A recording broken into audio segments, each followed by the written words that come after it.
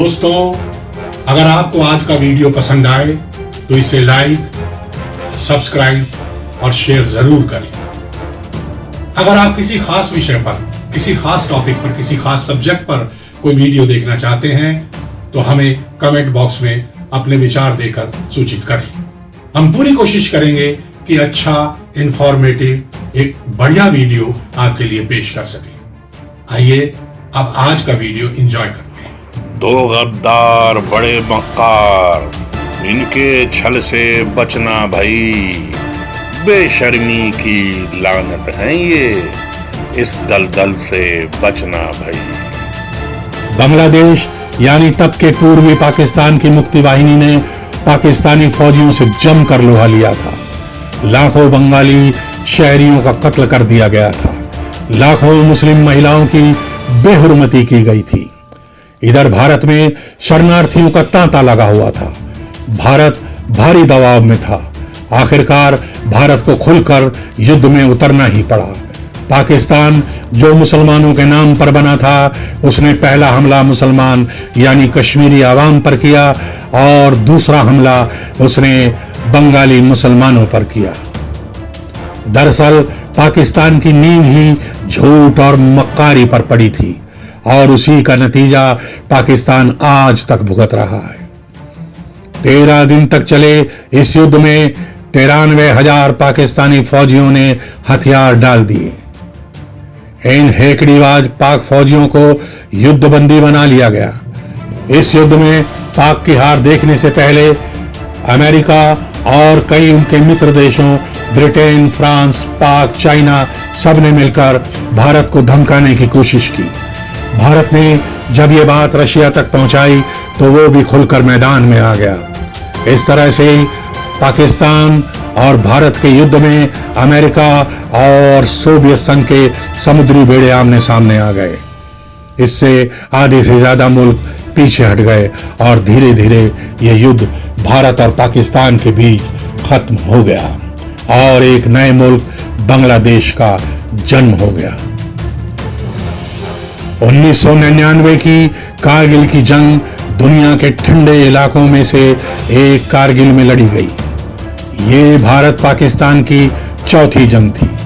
पाकिस्तानी फौजियों और भाड़े के आतंकवादियों ने कारगिल में महत्वपूर्ण चोटियों पर चुपचाप कब्जा कर लिया था। यहां भी भारत ने भूल की थी। उसने इस जहरीले सांप पाकिस्तान पर भरोसा किया था। जनरल मुशर्रफ की इस नापाक हरकत ने यह सिद्ध कर दिया कि पाकिस्तान एक धोखेबाज मुल्क है, क्योंकि इस घुसपैठ की तैयारी तब की गई थी जब भारत के प्रधानमंत्री श्री अटल बिहारी वाजपेयी दोस्ती का पैगाम लेकर लाहौर गए थे। वहां उन्होंने पाकिस्तान के वजीर आजम नवाज शरीफ से दोस्ती का हाथ बढ़ाकर मुलाकात की थी। भला पाकिस्तान का दोस्ती और सच से क्या लेना देना? वहां की बेलगाम फौज तो अपने लोगों को नहीं छोड़ती तो वो किसी दोस्त को क्या छोड़ती, अपने पड़ोसी को क्या छोड़ती। उसने वही किया जो उसकी फितरत में था। आखिरकार भारतीय रणबांकुरों ने अपनी शहादत देकर एक एक इंच जमीन इन धोखेबाज पाकिस्तानी फौजियों से वापस ले ली। कारगिल की जंग हमेशा के लिए पाकिस्तान के माथे पर एक बदनुमा दाग बनकर चस्पा हो गई। पाकिस्तान ने हिंदुस्तान को कई जख्म दिए हैं। मुंबई अटैक, स्वामी नारायण मंदिर अटैक, पार्लियामेंट अटैक वगैरह वगैरह। मगर इस बार यहाँ की सरकार पिछली सरकारों जैसी नरम ना थी। इस बार उरी, पठानकोट और पुलवामा का वो जवाब दिया गया कि पाकिस्तान की चीख निकल गई। दुनिया ने भी माना भारत एक जबरदस्त मुल्क है और इसका लोहा आखिरकार मान ही लिया गया। 2014 से 2021 तक भारत में कोई धमाका नहीं हुआ। आतंकवादियों की टांगें और जनरल बाजवा की टांगें भी हिंदुस्तान के जलाल के आगे कांप रही थीं। सभी दहशतगर्द हिंदुस्तान की जमीन से चुन चुन कर साफ कर दिए गए। भारत अब धोखे की फितरत पहचानने लगा था, मगर अब भी बहुत कुछ करना बाकी था। जैसे कि होता रहा है, इधर एक और धोखा चाइना की तरफ से रेंगता हुआ हमारी सरहदों की तरफ बढ़ रहा था। चाइना के प्रेसिडेंट शी जिनपिंग ने 11-12 अक्टूबर 2019 में भारत की यात्रा की। भारत शी जिनपिंग को यहाँ साबरमती के किनारे जब झूला झुला रहा था, तभी वो भारत को तोहफे में मक्कारी का खेल डोकलाम देने में लगा हुआ था। उसने उत्तर पूर्व भारत और भूटान से लगे चिकन नेक यानी डोकलाम पर सड़क बनाने की कोशिश की। इसी बात पर वहां तैनात फौजियों में तनाव बढ़ गया और हल्की फुल्की झड़प भी हुई। कई दिनों बाद ये तनातनी कम हुई और चाइनी फौजी वापस लौट गए। भारत ये समझ नहीं पाया कि वो तो सिर्फ भारत को आजमा रहे थे, असल में उनका दिमाग तो किसी बड़े खेल में उलझा हुआ था। लद्दाख के केंद्र शासित प्रदेश बनते ही चाइना ने अपने अक्सई चीन और गिलगित बाल्टिस्तान वाले प्रोजेक्ट्स और कब्जाई जमीन के हिस्से और उसके धूर्त मंसूबे खतरे में लगते देखे। भारत ने दौलत ओल्डी बेग तक सड़क निर्माण भी तकरीबन पूरा कर लिया था। दोनों तरफ से शय और मात का खेल शुरू हो चुका था। इधर भारत का बूढ़ा खूंखार शेर श्री नरेंद्र मोदी भी हर वार के लिए तैयार था। यूं तो चाइना और इंडिया के बीच हल्की फुल्की झड़प इस लद्दाख एरिया में अक्सर होती रही है, मगर कभी भी हथियारों के इस्तेमाल की नौबत नहीं आई।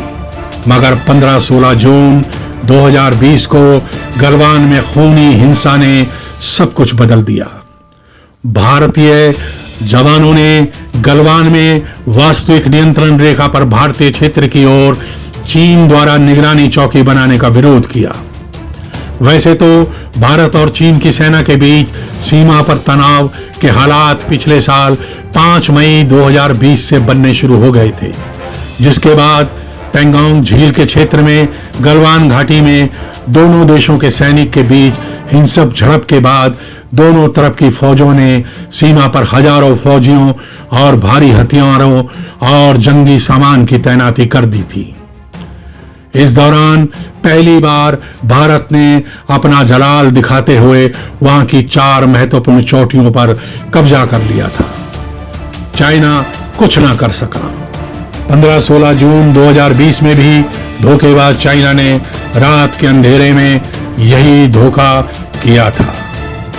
उसके ठिगने फौजियों ने धोखे से भारत के फौजियों पर कांटेदार डंडों और रोड़ों से हमला करके भारत के 20 फौजियों को शहीद कर दिया। इनमें बिहार रेजिमेंट के एक कमांडिंग ऑफिसर संतोष बाबू भी थे। इस धोखे से तिलमिलाए भारतीय शेरों ने फिर पलटकर वार किया और उन चाइनीज फौजियों की 40 से अधिक लाशें गिरा दी। शुरू में तो चाइना अपने फौजियों की शहादत पर झूठ बोलता रहा कि उसका कोई फौजी नहीं मारा गया, मगर बाद में उसने 4 फौजियों की शहादत को मान ही लिया। मगर दुनिया भर के मीडिया ने ये तादाद 45 से ऊपर बताई है। अब भारत से समझौता करके उसने अपने फौजी और तंबू हटा लिए हैं। काश आज के भारत की तरह हम पहले भी जबरदस्त प्रतिक्रिया करते तो आज हमें ये दिन न देखने पड़ते। इधर आज भी पाकिस्तान और चाइना अपनी हरकतों से बाज नहीं आ रहे।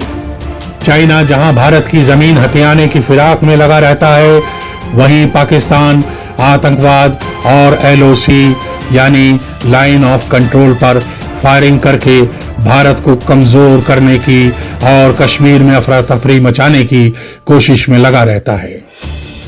मगर आज तक उसका ये मंसूबा कामयाब नहीं हो सका है। कश्मीर से धारा 370 और 35A के हटने के बाद वो पगला ही गया है।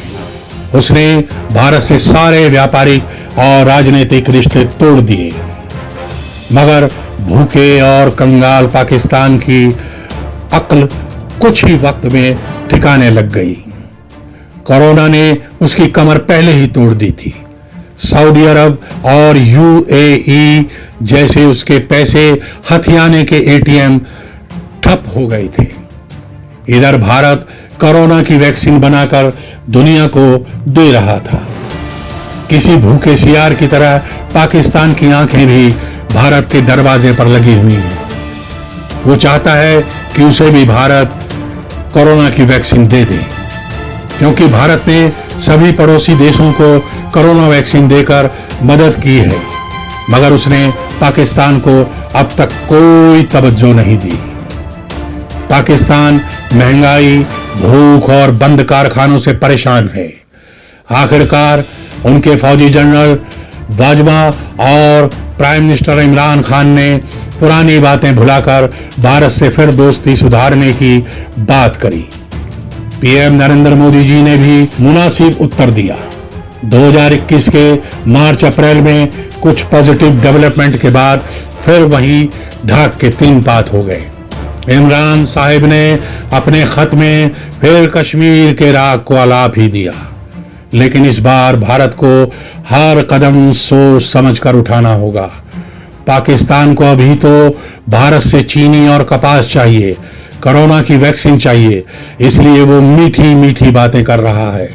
मगर चीन और पाकिस्तान जैसे दो मुंह वाले सांपों पर कितना भरोसा किया जा सकता है, ये हमें इतिहास से सीखना होगा, वरना हमारा रब ही राखा। मिलाओ हाथ जब इनसे तो याद रखना ये कई सांपों को रखते हैं ये आस्तीनों में।